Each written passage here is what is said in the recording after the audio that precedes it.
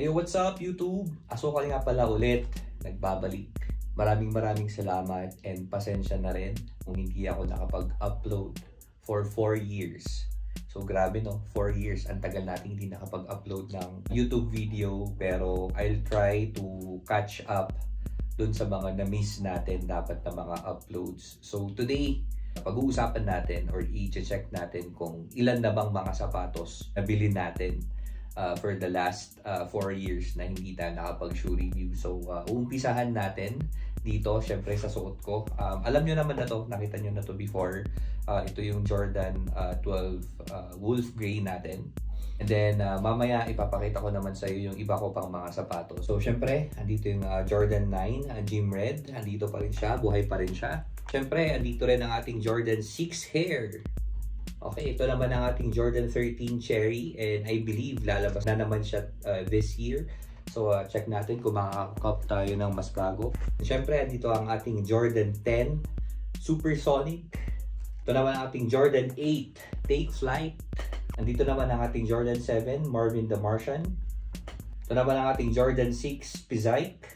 And siyempre, kung tiga Baguio ka, hindi mawawala ang ating Timberland, ating Chuck Taylors color black, Chuck Taylor color red. Alright, dito naman ang ating Vans skate at ang ating Puma suede.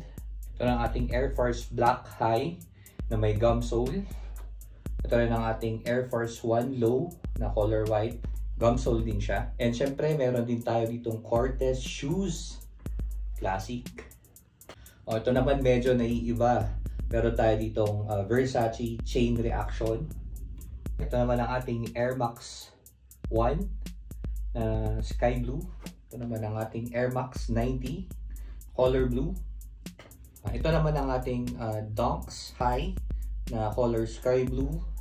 Dunks Low color Green with dark blue.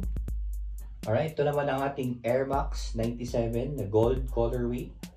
Nike SB Blazer Eric Coston, Jordan 1 Varsity Blue, Jordan 1 Black Toe, Jordan 3 Black Cement, and then syempre Jordan 4 Military Blue, Jordan 12 Flu Game, Jordan 1 Low Bread Toe, Nike SB Tight Booth collaboration. And syempre, yung comfort era natin, Vomero 5.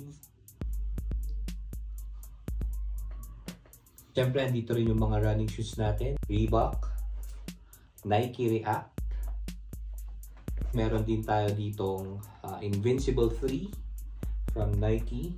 Syempre, yung pinakabago sa sapatos natin. So, abangan ninyo, i-review po natin ang sapatos na ito. So, yun na po muna ang update sa ating shoe collection as of 2025. Maraming salamat sa panonood and peace out!